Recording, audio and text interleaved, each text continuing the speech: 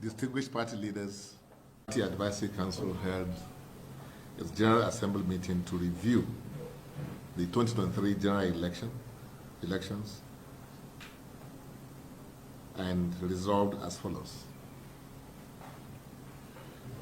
IPAC commends Nigerians for their active participation in the 2023 general election, the seventh since the return of democracy in 1999, in spite of all the challenges we faced before the elections. The right of the people to choose their leaders is the bedrock of constitutional rule. The ballot is sacrosanct and must reflect the will and the mandate of the electorate in a free, fair, credible, transparent, inclusive, and peaceful election.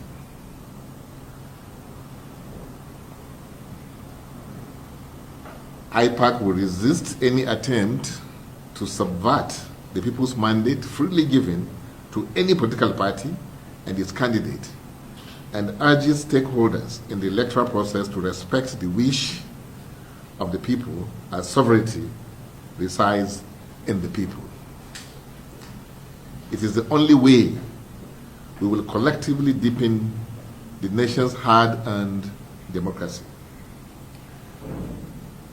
Council also charges the Independent National Electoral Commission, INEC, to sit up and take its constitutional duty seriously to avoid the preventable glitches and hitches with its bimodal voter accreditation system, BVAS, and INEC result viewing portal, IRF, that questioned its readiness to conduct the elections and the authenticity of the result declared, particularly in the presidential and National Assembly elections. Council also demands a review of the process in appointing INEC resident electoral commissioners to ensure only competent and patriotic Nigerians head the Commission's state offices across the nation, as some of the challenges encountered during the elections, particularly the use of BVAS and RF portals, were caused more by human factors than the equipment. More importantly, the Commission must be transparent and upholds its neutrality and integrity as the electoral empire and discharge its duties without fear or favor, as only INEC will be held responsible and accountable for the success and otherwise of the elections it conducted. IPAC urges the judiciary to be decisive and uphold the rule of law in adjudicating on various election petitions before it as the last hope of all aggrieved citizens, aware that time is of the essence and justice delayed is justice denied. All solemn mandates must be retrieved to uphold the sanctity of the ballot box. Council condemns in strong terms violence, killings, arson, kidnapping of electoral officers, intimidation and suppression of voters that characterized the 2023 general election.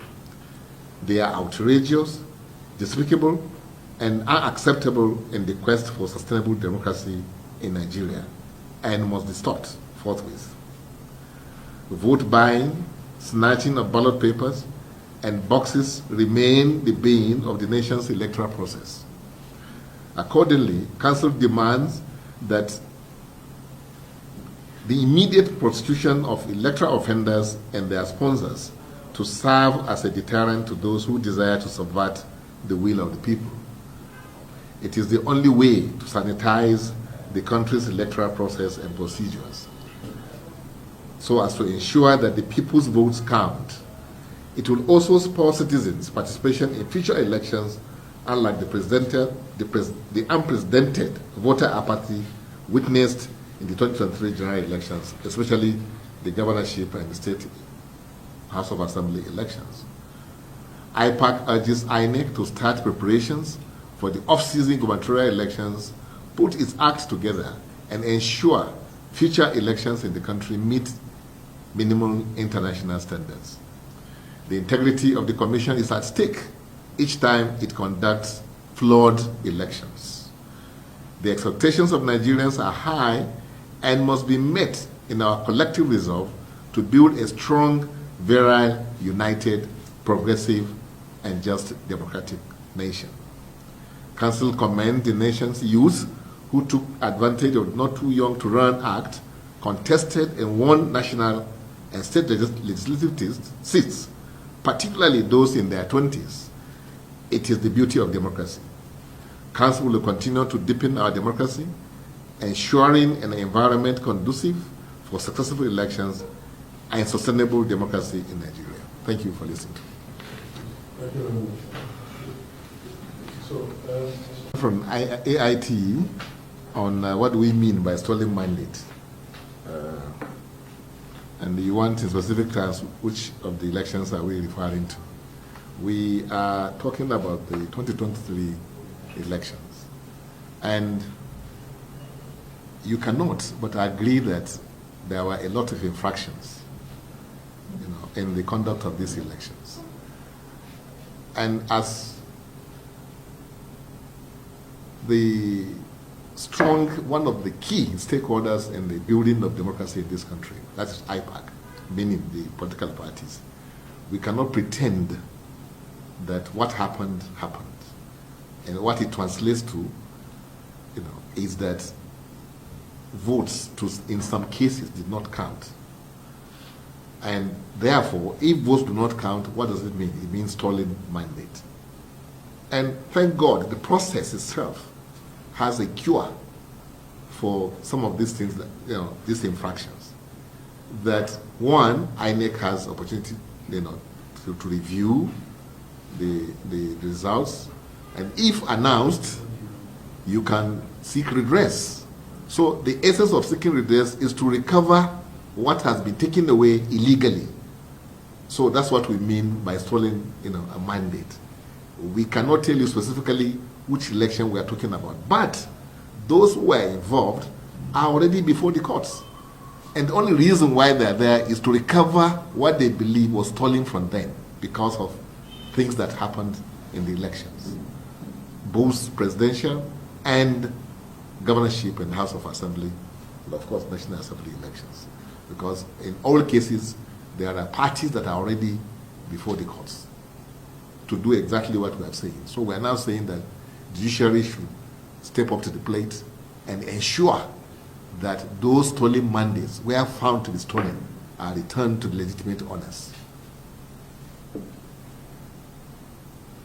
So another question you asked was whether judiciary can be relied upon. I think that's what you said. Well, judiciary is part of our democratic, system.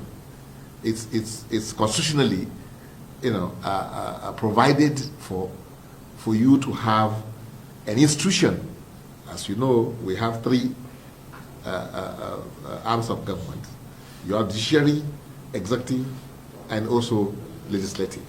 And it is for the purpose of the fact that things can go wrong. That's why you have judiciary to now make amends where necessary and ensure that we have democracy which serves everybody. So I'm sure judiciary is also interested in what is happening, and they want to strengthen democracy too, regardless of what people may think. But they are Nigerians.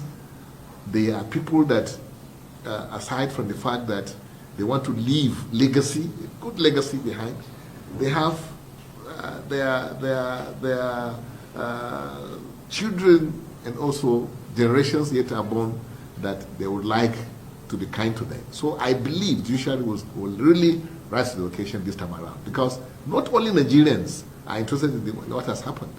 The international community, has also shown, interest in what happened, and the only institution that everybody is looking up to now is judiciary. I'm sure they are going to really, step up to the plate, like I said, and give a good account of themselves. I have no doubt at all. I have, very strong belief in our judiciary that they will deliver.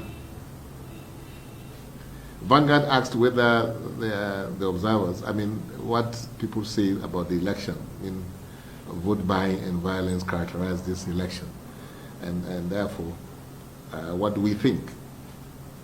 Well, I'm sure a whole act is in the making to address some of these issues, which is the Electoral Offences Commission Act that is before the National Assembly. And not only that, we also have the civil society groups. You have political parties, leaders like ourselves. We have you, the pressmen, that are not happy about what happened. That we are still yet to move the needle as far as vote buying and violence is concerned in elections in this country. And the only way it can be dealt with is through this interaction, through people talking about it, taking steps. Like I said, the National Assembly is already taking steps through the act, that Electoral Offences Commission, Act, that I believe will also come to effectively, put this thing in proper perspective and perhaps, solve the problems for us to a very large extent. And then don't also forget that I don't think there's any country in the world today where elections take place without one infraction or the other. So it is not peculiar to us. But what is perhaps not happening in our own climate is the fact that we are not able to fight this thing effectively as we should have. And we all know one of the reasons. One of the reasons is that you have what you call the power of incumbency, which we are battling with. A situation where you have all the agencies that we are looking up to for free, fair, credible election appointed by one individual, who is the Mr. President, who belongs to a party that is interested in the elections. So this is why we have a problem with fighting vote buying, fighting violence, fighting impunity in the system. But again, it's a process, like we said. Democracy is not a destination. It's a journey. We're already in that journey. All these things happening are things that will strengthen democracy so that we don't throw away the baby with the bathwater. These things are not peculiar to us, like I said. But there are issues that are there, fundamental issues like the one I have mentioned, where the INEC chairman, the Inspector General of Police, the DSS, all the agencies you want to perform are accountable to one individual.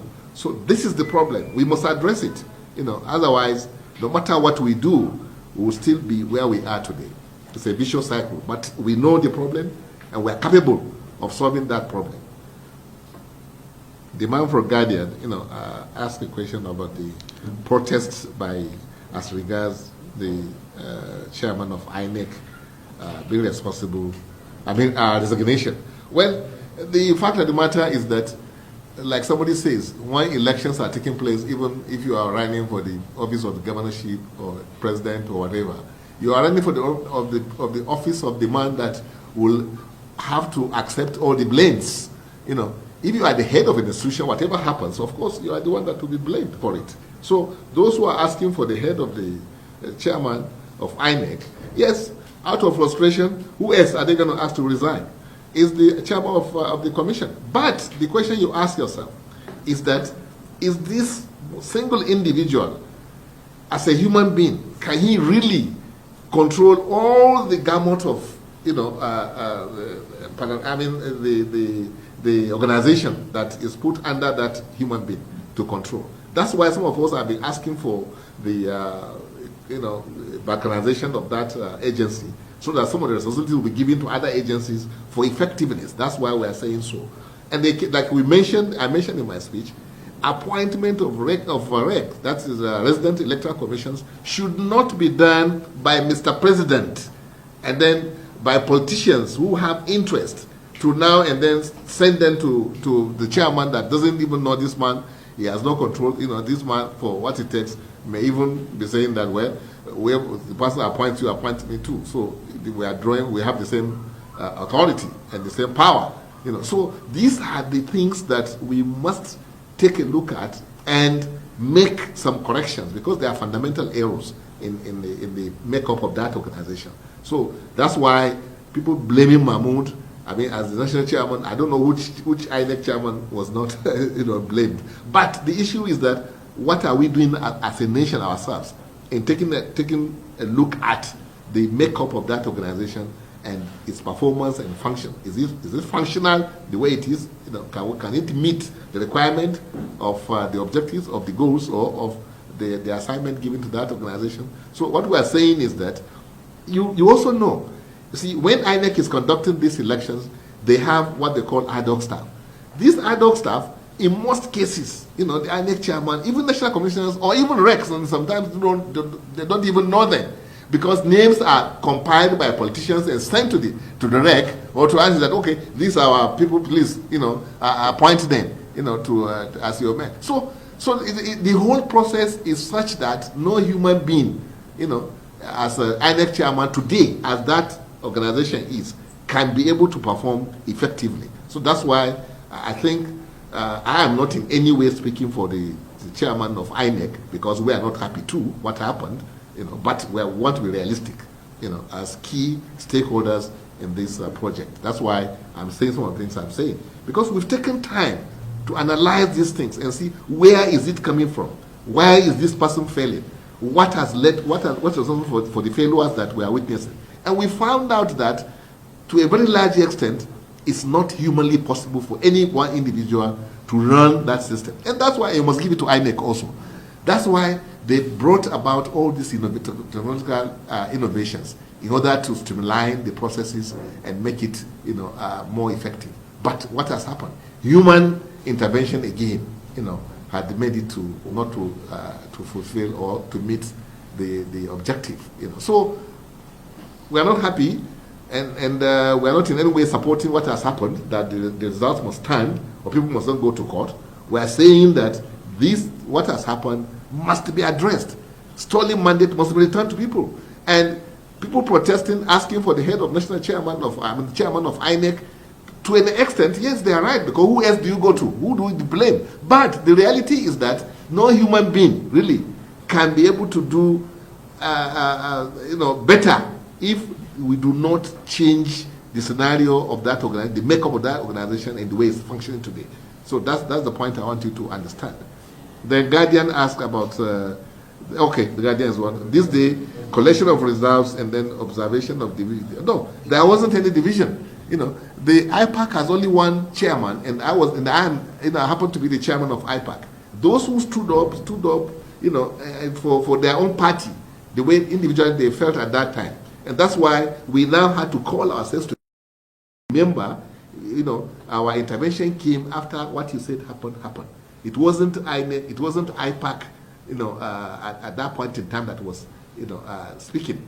It was when we now summoned a meeting of the chairman, and we met and we said, well, to save democracy, because there's no way we can allow the what was about to happen to this country, because you have to have democracy first before you can even go to court, And that's why we came out and said the process must continue to its logical conclusion, so that we will have something to now interrogate, something to now condemn if we need to condemn it, or something to now press if we need to press it, or something to accept or reject through the normal process that has been provided for in the Electoral Act itself and the Constitution of this country. That's what IPAC did. IPAC did not support INEC in any way.